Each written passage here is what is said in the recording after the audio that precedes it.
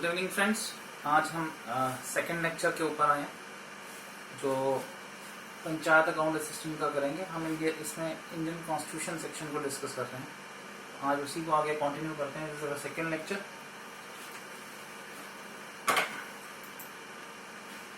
हम आज करेंगे। हमने बोरो क्या क्या किया हुआ है कॉन्स्टिट्यूशन में डिफरेंट सोर्सेज से। तो हमारे कॉन्स्टिट्यूशन ने गवर्नमेंट ऑफ इंडिया एक्ट 1935 को ना ओरिजिनल बेस माना, और उसके बाद हमने बाकी सारी चीज़ें जो भी हमें अच्छी लगी उस टाइम वर्ल्ड के सारे कॉन्स्टिट्यूशंस को स्टडी किया गया, और जो चीज़ें हमें बढ़िया लगी उन कॉन्स्टिट्यूशंस में वो हमने सारी इसमें डाल दी।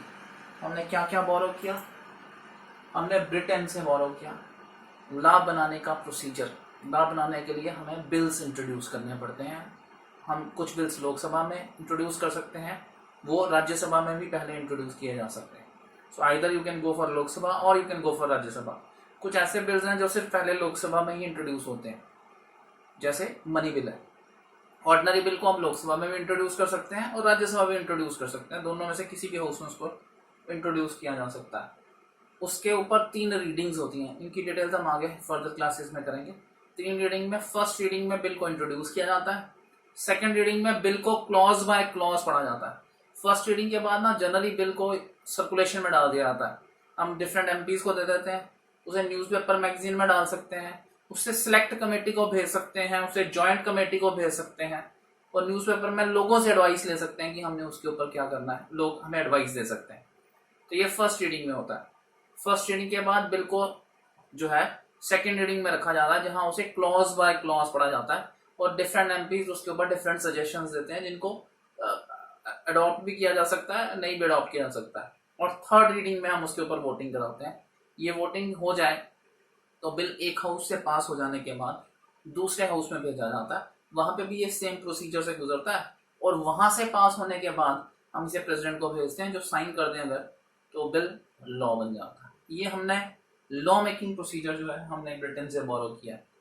लॉ का रूल क्या होगा, उसका स्ट्रक्चर क्या होगा, उसका कंटेंट क्या होगा, रूल ऑफ लॉ क्या होगा, वो क्या रूल्स होंगे जिसपे लॉ काम करेगा, वो भी हमने ब्रिटेन से बोरो किया है। Lower house is Lok Sabha. So lower house is more powerful than the Rajya Sabha. मैंने अभी आपको बताया कि मनी बिल एक ऐसा बिल है जो सिर्फ लोकसभा में पहले इंट्रोड्यूस होता है। राज्यसभा में उसके ऊपर सिर्फ एडवाइजरी पावर्स हैं। राज्यसभा इस बिल को रोक नहीं सकती। तो मनी बिल ये टैक्सेस के घटाने बढ़ाने का बिल है, या कंसोलिडेटेड फंड से पैसा निकालना हो, या कंटिजेंसी फंड से पैसा निकालना हो। गवर्नमेंट के खर्चों का बिल है। गवर्नमेंट के खर्चों का बिल लोकसभा ही आएगा, राज्यसभा नहीं आएगा। Important point two remember is कोई बिल मनी बिल है या नहीं, ये स्पीकर डिसाइड करते हैं। और एक बार वो डिसाइड कर दें कि ये मनी बिल है, तो money bill always comes on the recommendation of the president. ये प्रेसिडेंट ने ही रिकमेंड किया होता है। जब बिल ही प्रेसिडेंट ने रिकमेंड किया है तो मनी बिल को प्रेसिडेंट रोक नहीं सकते। तो जब हम फर्दर बिल्स की डिटेल करेंगे वहां इसको काफी डिटेल में डिस्कस करेंगे।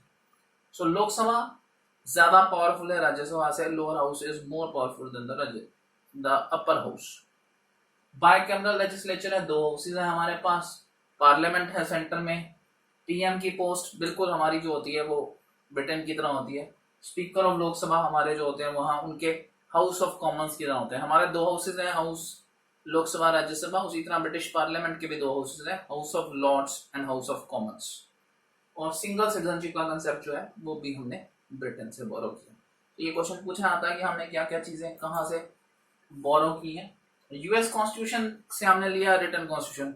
ब्रिटिश कॉन्स्टिट्यूशन की सबसे बड़ी बात यह है कि ब्रिटिश कॉन्स्टिट्यूशन ओरल है, रिटन फॉर्म में नहीं। तो रिटन फॉर्म बनाने का हमने जो कंसेप्ट लिया वो हमने यूएस से लिया। इंट्रोडक्शन है हमारी कॉन्स्टिट्यूशन की, जिसे प्रीएम्बल कहा जाता है। मैंने कल बताया था लास्ट लेक्चर में कि ऑब्जेक्टिव रेजोल्यूशन लाया था जवाहरलाल नेहरू ने, जो मॉडिफाइड फॉर्म में हमारे इंट्रोडक्शन बना कॉन्स्टिट्यूशन का, जिसे प्रीएम्बल कहते हैं। सुप्रीम कमांडर जो होता है 3 फोर्सेस के प्रेसिडेंट होते हैं। ये कंसेप्ट भी हमने यूएस से लिया है, ठीक है जी। और प्रेसिडेंट एग्जीक्यूटिव हेड होते हैं, ये भी हमने यहीं से लिया है। जुडिशरी को इंडिपेंडेंट पावर्स दिए हैं। देखिए जी, इंडिपेंडेंस ऑफ जुडिशरी का क्या मतलब है। जजेस जो हैं, कल हमने बताया था कि एग्जीक्यूटिव, लेजिस्लेचर और जुडिशरी पावर्स को सेपरेट किया गया। सारा काम जो है वो एग्जीक्यूटिव करते हैं, सारे लॉज लेजिस्लेचर बनाता है, मगर लॉज सही है या नहीं है ये डिसाइड कौन करेगा? ये डिसाइड करेगा जुडिशरी। मगर जुडिशरी को नौकरी पे किसने रखा है जी? जुडिशरी को नौकरी पे रखा है एग्जीक्यूटिव ने। सो अगर कोई डिसीजन एग्जीक्यूटिव के अगेंस्ट लेना चाहे जुडिशरी, तो अगर मैं किसी को नौकरी पे रखूं और वो मेरे अगेंस्ट डिसीजन लेना चाहे तो मैं उसे निकाल सकता हूं। बट ये काम इंडिया में जुडिशरी के साथ नहीं किया जा सकता। उसको ऐसी पावर्स दी गई हैं कि वो नौकरी पे तो एग्जीक्यूटिव उन्हें रखे, बट निकाल ना सके एग्जीक्यूटिव। उनको निकाल सकते हैं लेजिस्लेचर। तो उनके लिए हमें एक इम्पीचमेंट जैसी प्रोसेस इनिशिएट करनी पड़ती है लोकसभा राज्यसभा में, और वहां से वो निकाले जा सकते हैं। एक साइन करके प्रेसिडेंट रख तो सकते हैं उन्हें गवर्नमेंट के कहने पर, बट वो साइन करके निकाल नहीं सकते उनको। इसका मतलब है they are independent to take decisions. उनकी सैलरी नहीं घटाई जा सकती, उन्हें ट्रांसफर नहीं किया जा सकता। एक किसी भी हाई कोर्ट के जज को एक हाई कोर्ट से दूसरे हाई कोर्ट में ट्रांसफर नहीं कर सकते without the approval of the chief justice of India. वो ऐसी पावर्स पोजेस करते हैं, ऐसी एबिलिटीज हैं उनके पास कि अगर कोई हाई कोर्ट से रिलीव होता है, अथॉरिटी से रिटायर होता है, तो वो उस हाई कोर्ट में दोबारा एज ए लॉयर काम नहीं कर सकता। तो ऐसी पावर्स मेंटेन की हैं जिससे जजेस जो है इंडिपेंडेंट काम कर पाए, उन्हें कोई इन्फ्लुएंस ना कर पाए। तो ये जो इंडिपेंडेंस और जुडिशरी का कंसेप्ट है, ये कंसेप्ट यूएस से बोरो किया गया है। कोई भी बात जो कॉन्स्टिट्यूशन में लिखी गई है, अगर उसका मतलब क्लियर नहीं होता, कोई एम्बिग्विटी रह जाती है, तो कौन डिसाइड करेगा कि क्या बात फाइनल है? गवर्नमेंट अपने हिसाब से उस बात का मतलब निकाल सकती है, और हर गवर्नमेंट उसे अपने हिसाब से निकालेगी तो सारा इशू बन जाएगा।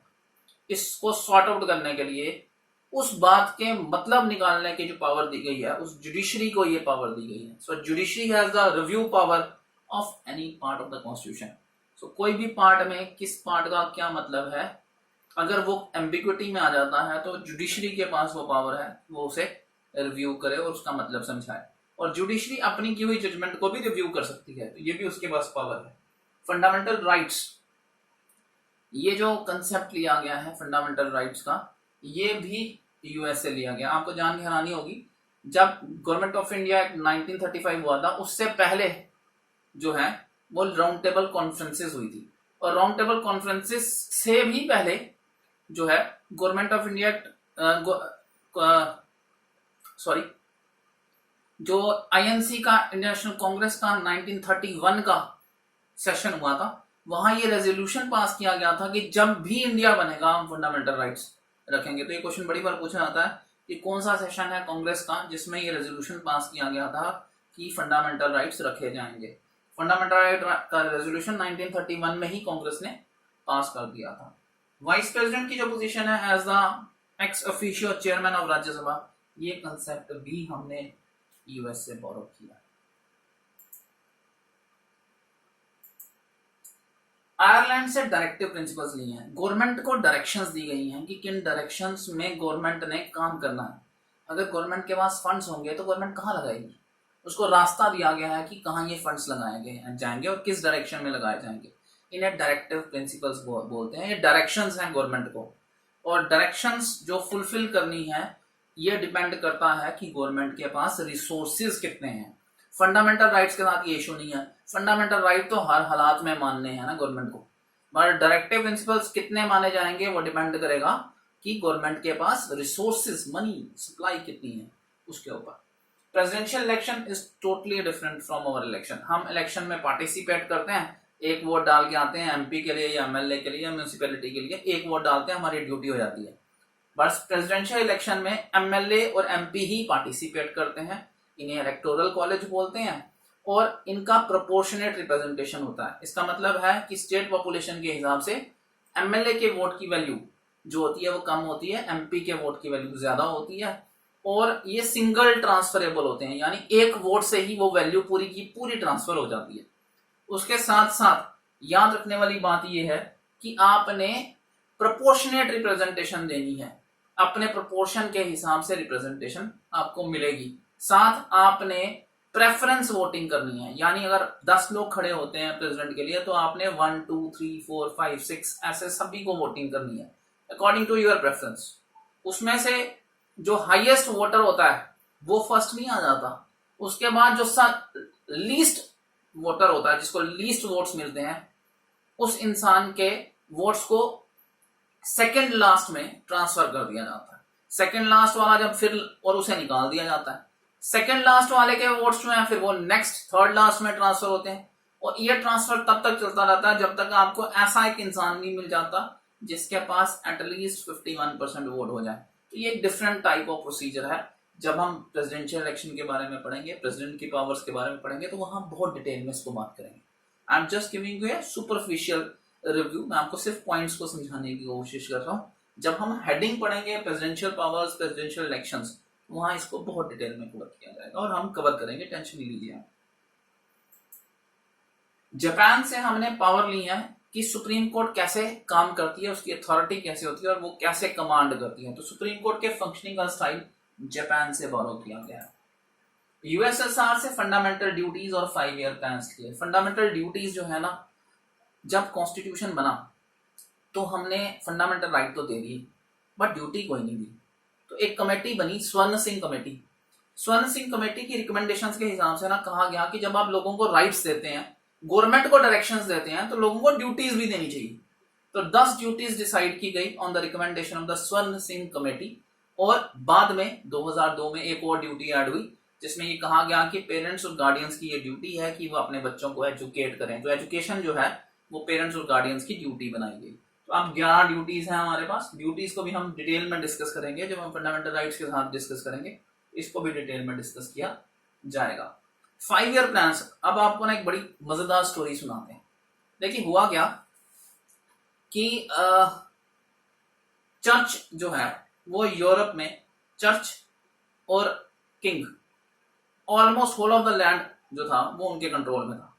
तो सारी प्रॉपर्टी को चर्च और राजे कंट्रोल करते थे और कोई टैक्स नहीं देते थे, और सारा टैक्स जो है वो वर्किंग क्लास देती थी।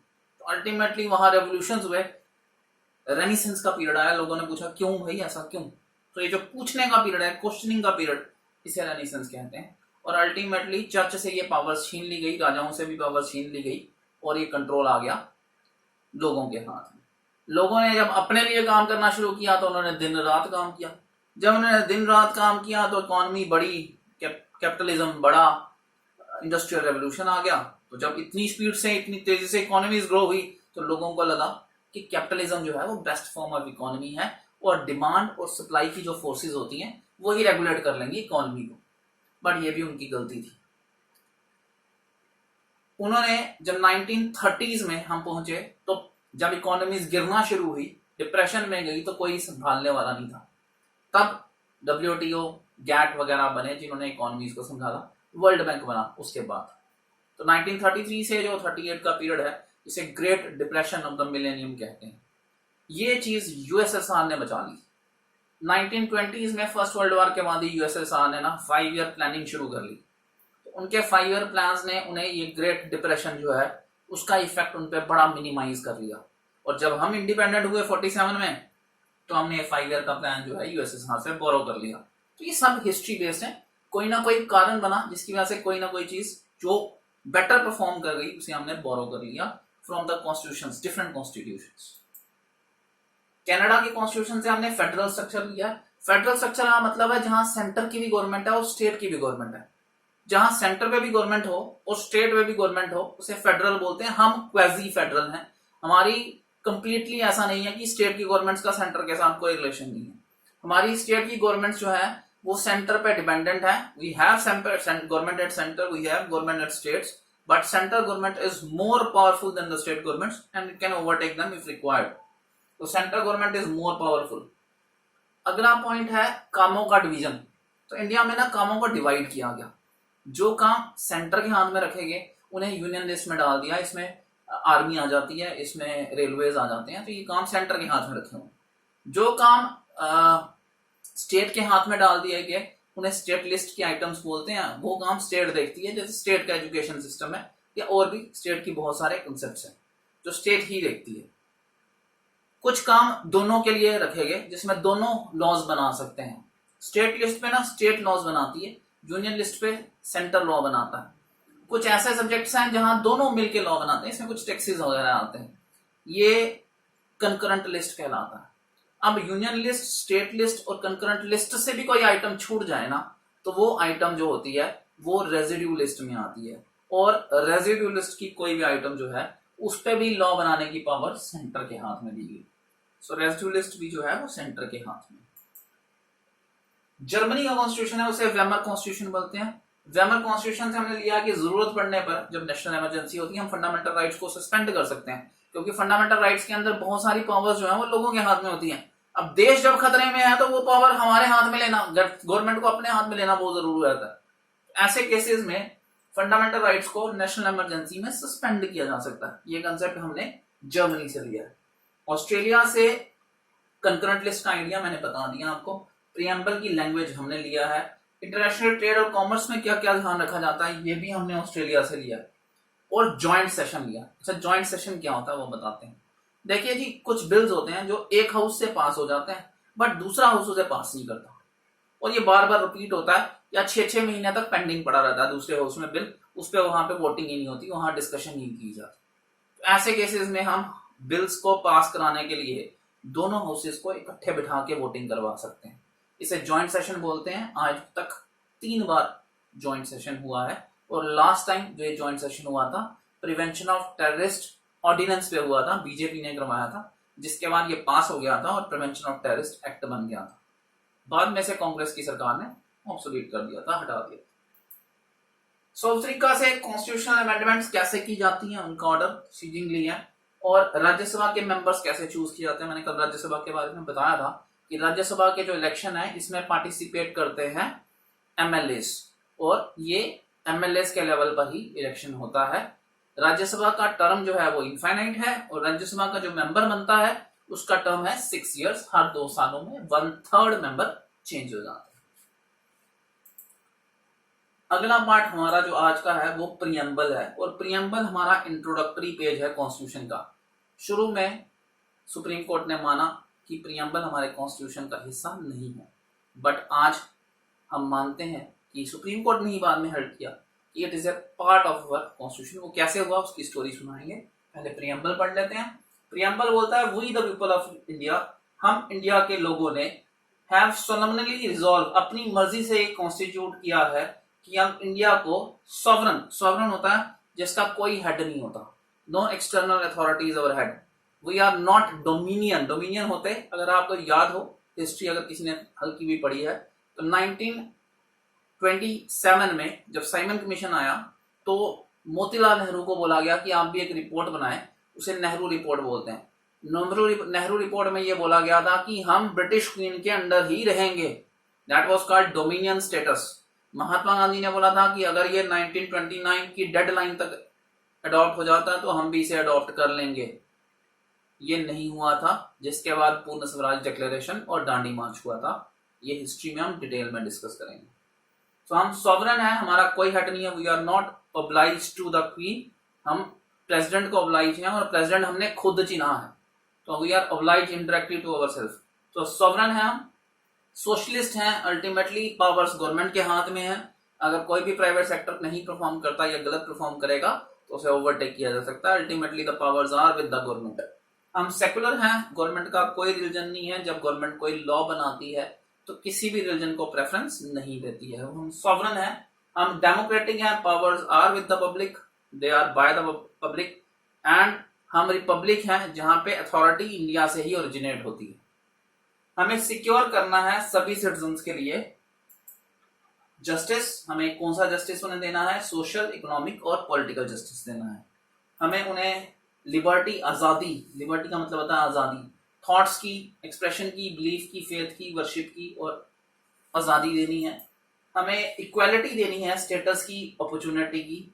हमें ग्रुप प्रमोट करना है, ग्रुपिज्म, ग्रुप बनाना है, यूनिटी बनानी है, एसोसिएशन बनानी है, ताकि dignity of individual, fraternity is group structure where you can be collective with a common goal, dignity of individual maintain किया जा सके, यूनिटी और इंटीग्रिटी जो है नेशन की मेंटेन की जा सके।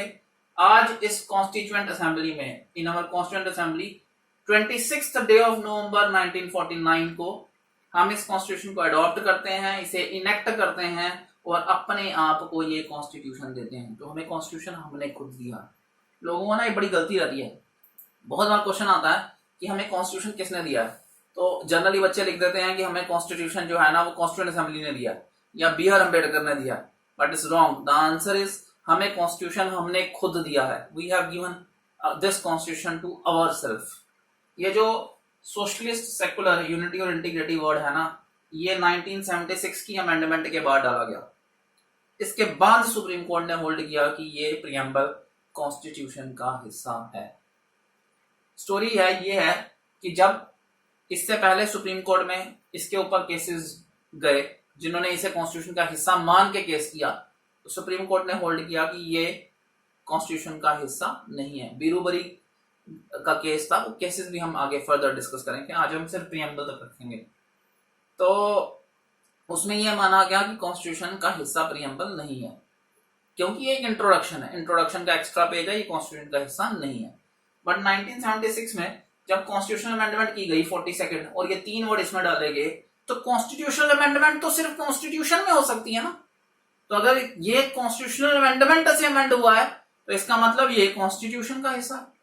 और उसके बाद सुप्रीम कोर्ट ने अपनी जुडिशियल रिव्यू देके अपनी ही जजमेंट को चेंज किया और उन्होंने माना कि ये कॉन्स्टिट्यूशन का हिस्सा है। राइट, सो ये काफी इंपॉर्टेंट है और इसमें से क्वेश्चंस पूछे जाते हैं।